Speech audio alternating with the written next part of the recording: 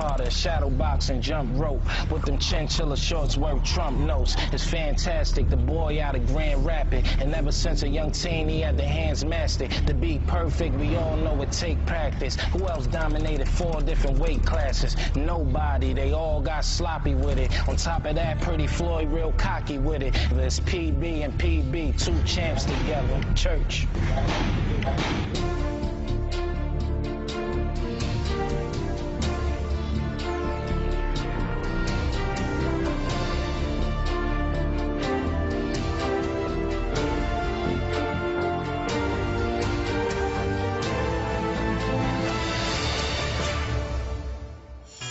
The steady rhythm in a rapper's prose and in a boxing gym are the music to Floyd Mayweather Jr.'s persona.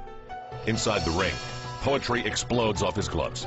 Exclamation points for the most agile mouth since the Louisville Lip. You know, party every day since his ad fight. If the soul of a champion is made up of unequal parts of confidence, competitiveness, composure, and focus, Pretty Boy Floyd, the undefeated pound-for-pound boxing king, oozes complete confidence. But is it authentic or part of his mind game?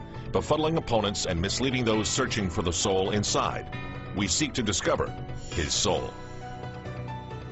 Once I enter the ring, there's no fighter that can match me mentally. Great left hook by Mayweather. My goal is to be the best ever, and I think I'm the best fighter ever. Floyd Mayweather promised he would humiliate Arturo Gatti before his fans. I beat everybody you put in front of me, and I'm going to continue to beat everybody you put in front of me. This sport is like no other sport. In the boxing, this is combat, this is war. Exhibiting the fruits of supreme confidence, Mayweather has dominated his divisions since beginning his pro career in 1996. His roots pointed to little else. With a father and 2 uncles in the fight game, his calling seemed preordained. But Mayweather Jr. has evolved beyond family ties, sporting an unblemished 36-0 career mark.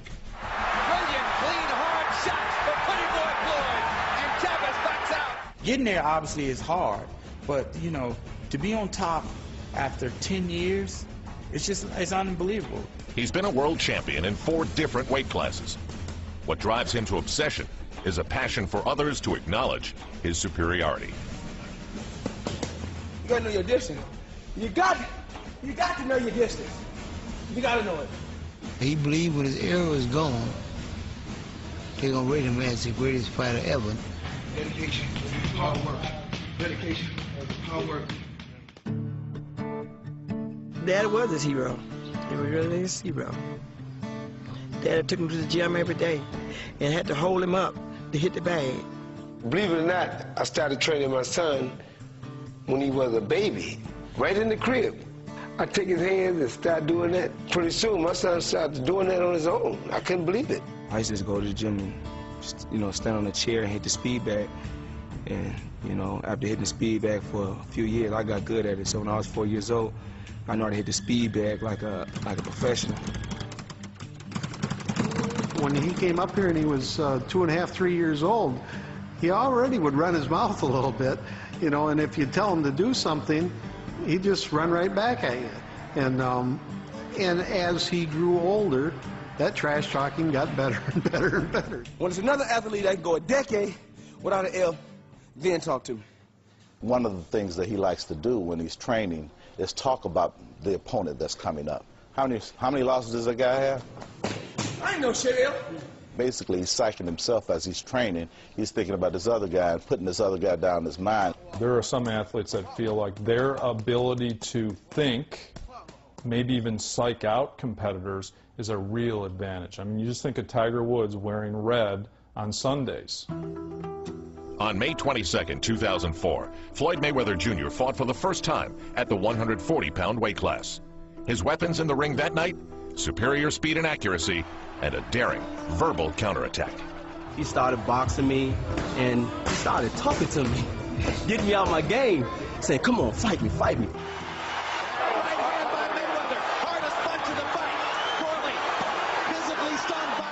Self-confidence is an athlete's belief in their ability to execute in the present moment. He has that utmost confidence and belief in his ability. Now, The general public or fans see that as cocky. He sees it as confidence. It's not a crime to boast about your talent. All he boasts about his talent. So it's not a crime to boast about your talent, as long as you can prove him wrong. Everything I talked about, if you call it bragging or boasting, whatever you want to call it, I lived up to it. These boys coming to gym, they work out every day. Every day. You know, you start trash talking to them and you know, just trying to put them down a little bit to make himself feel up here where he thought he should be. And that would overcome maybe any fear that he had. The fear of failure, it has to be there for any top echelon athlete. And if it is a fear, I would think it's the fear of losing the stature that he has. Any great basketball player that's out there right now had a lot of great nights. They also had a lot of bad nights, but still is known as a great player. And this sport is different. You know, you lose your number one spot. The L stay with you the rest of your career. Fear. All at once, it is an athlete's paradox. Either the catalyst for success or the tripwire for failure. Boxing, if you're losing, nobody want to lose. Who want to lose? I mean, you lose, that means you like everybody else. A lot of these kids feel that when they lose their O, they're losing so much of themselves, and that's unfortunate because then they don't take chances like Mayweather, who's, you know, ducked Antonio Margarito because Margarito's a dangerous fight, and Mayweather doesn't want to lose the O. The zero means a lot to any person in sports, not just him. Nobody want to have a loss at nothing. So that fear thing saying to you, man, the whole world watching me. You know, I'm on a world stage.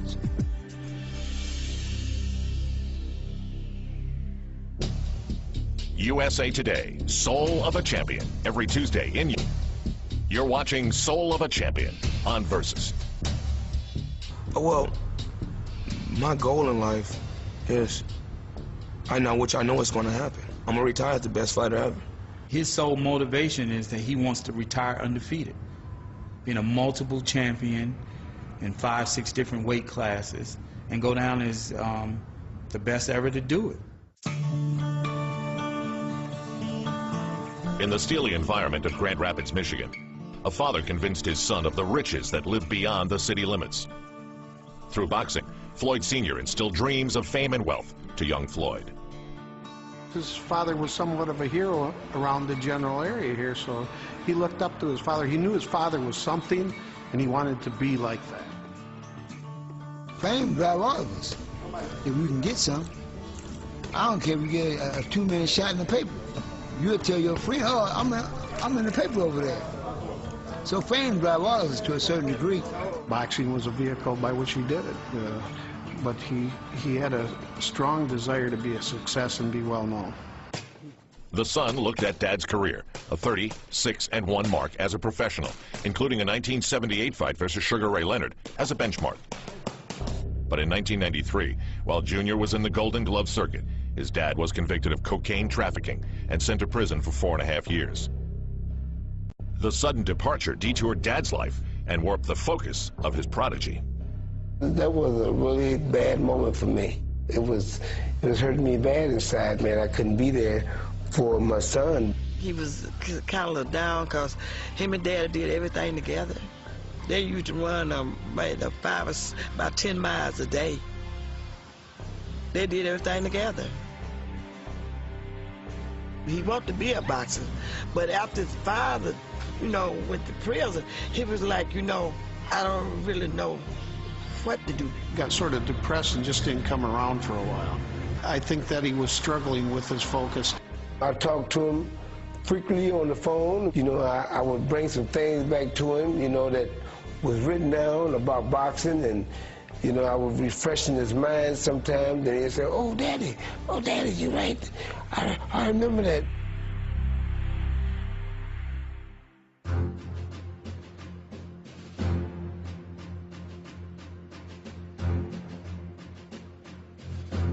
With his incarcerated dad unable to attend, Floyd Jr. entered the 1996 Atlanta Olympics. As a favorite in the featherweight division, he was stunned with a judge's decision in the semifinal round and settled for the bronze. The controversy offered another opportunity for fight or flight. That was the avenue out for him. And, of course, he really would have won the Olympics, but they robbed him. They took that fight from him, and he cried. Not around nobody. I never want to let nobody see me cry. Because it really, really hurt me. Because I really wanted to, you know, bring the medal back home. Are they like, oh, he won a bronze medal in Olympics, oh, he won a silver? No. You lose gold, you receive silver, and you receive bronze. I'm glad I got the bronze. Because a true champion can take a loss and bounce back. And I feel that was my loss. That was just a way God telling me I need to work harder. So when I got on that plane and left Atlanta, I left it right behind.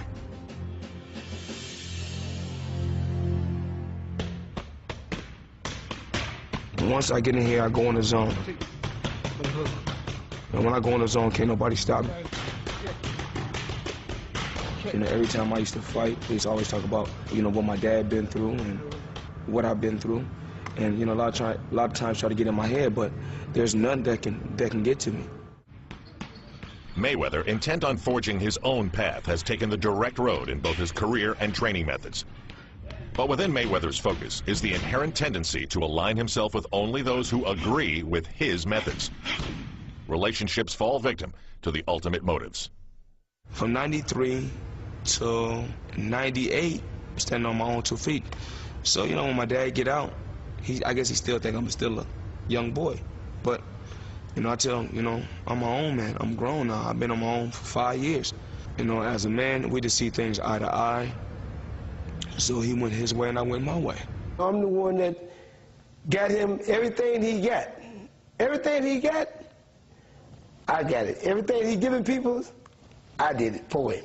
His daddy did it for him. My dad had me running them boots. He had me chopping wood. But, you know, you get grown, you want to do things your way. I want to run in tennis shoes. If a dad is just, you know, screaming at you, you know, you start not to hear it.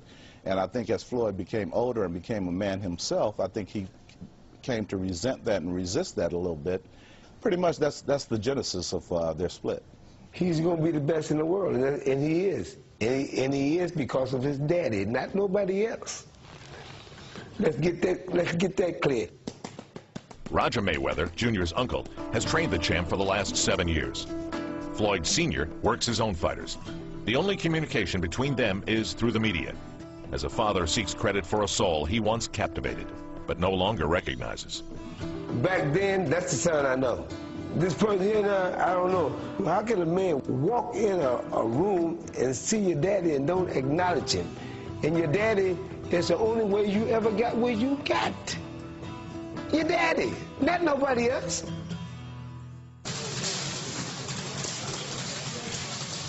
I think boxing is harder than any other sport. Once you get in there and it's just you and the other guy, it's tough. You take any athlete from any other sport, and they won't last a round. 1 round. An athlete wouldn't last 1 round. In the gladiator world of boxing, Mayweather embraces the inherent sacrifice. In 2002, a freak training accident just days before his lightweight title match against Jose Luis Castillo tested his competitiveness. I was close to the bag when I hit the bag. My arm, I was too close. Threw a punch like this and my arm bent back like this, which, you know, tore the rotator cuff. My arm was killing me. It was hurting so bad. It was like one of the worst feelings I ever had. I come to his house early Saturday morning, the day of the fight. And I come into his room, and all I could smell was a bunch of Bengay. And I'm saying to myself, we getting ready to fight a major fight. What the hell is going on? I didn't want to let nobody know. And I said, yo, I'm going to fight because this opportunity may never come again in life. Mayweather made a comment in the corner about his left shoulder. We'll see if it is something wrong with it. Confidence feeds trust. The more confident you are, the easier it is to trust your body and go out there and do what you've trained to do. Mayweather's leaping in with the strong left hook. He wanted to go out there and be able to still perform and show that he could beat this guy basically with one arm.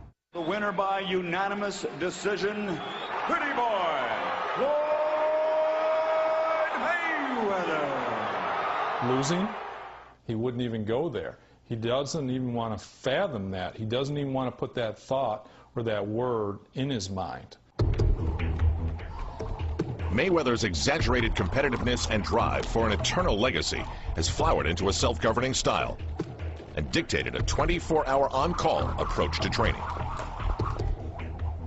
Some days he'll come in the gym and he'll get a little frustrated at Roger because Roger won't allow him to go, you know, the rounds that he wants to go. I've been around the great ones. I mean, I've seen the Sugar Ray Leonard train, the Larry Holmes, the Mike Tysons. I've never seen a fighter train like him. He a freak to train. He loves to train. If he's anywhere, be a restaurant, could be a nightclub, he'll get up and start running. Other fighters got a regimen. They got a schedule. And that's not me. I stay up late. I run with Timberlands on, jeans on, T-shirt, whatever I got on, I run. If I feel like running, I'm gonna go out and run. You never know when Floyd is ready to work. I mean, you can leave the house and go to the party. After the party, he go in the trunk, slip on some shoes, and just start running. You be like, we just left the club. And you be like, go run. We just ate. Come on, man, we gotta work. You know, he's calling me at 3 o'clock in the morning. Come on, Al, where you at? Come on, let's go. You know, you late, let's go. I'll say to him, Floyd, we're gonna run 5 miles. We get to the 5-mile point, and he'll take off running. There's nothing I can do, you know, and he'll run an extra 3 miles. When he's training in the middle of the night, what are most other fighters doing? They're sleeping, you know, so that gives him that psychological edge. When he's working, most fighters are sleeping.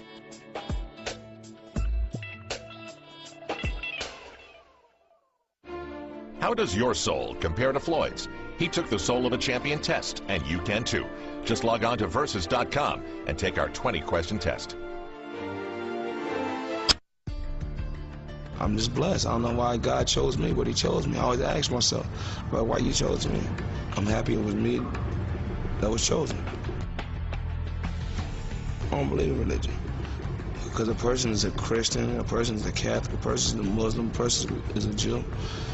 I feel under God, we all are one. So I find myself praying all day, all day. I pray every day and all day. Don't nobody know it. That's one of my secrets. And I told you. Gives him faith that someone's looking over him.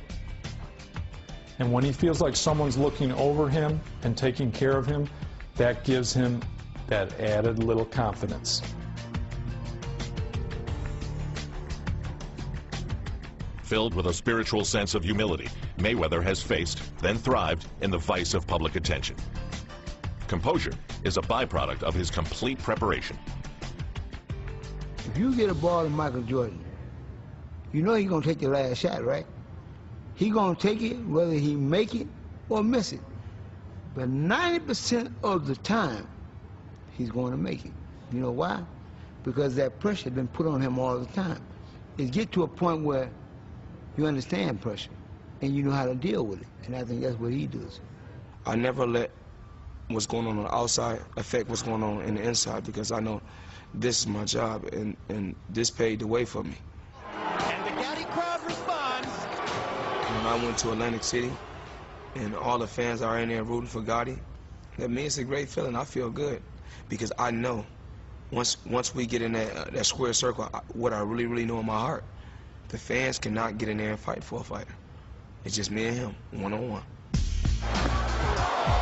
Mayweather knocks him halfway across the ring with his own vicious left hook. And I always remind him, this ain't nothing but the gym. That means he can focus just like it is the gym. When the gym, there's no woo, no oh man, he did this, oh, he did it. It ain't none of that. It's just you, me, and him, and the guys he's boxing.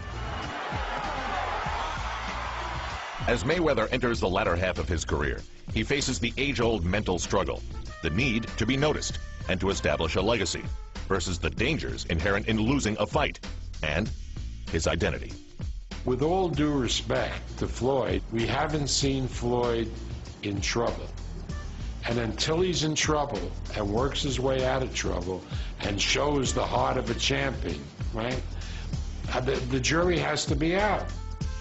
If he suffered a loss by some chance, it very well could damage his psyche to some degree. But we'll have to wait and see that because it hasn't happened yet, and I don't see it happening in the immediate future. You don't necessarily have to beat an opponent all the time with your fists as a boxer. You can beat him with your mind, or you can beat him with strategy, or you can beat him with maybe something you said going into the fight. Floyd Mayweather Jr. is a very cerebral fighter, so psychology is part of his repertoire. He's the epitome of what being the soul of a champion is all about, because his work ethic is unbelievable, his dedication, and his belief in himself. But I believe that when all is said and done, that went Floyd, along with Sugar Ray Robinson, along as one of the greatest fighters ever to put on a pair of gloves. And I think that would represent the soul of a champion. I'm 100% sure I'm the best fighter in the world. And I told you that, and I'm for sure about that. And somebody else tell you different, they must not be in the fight game.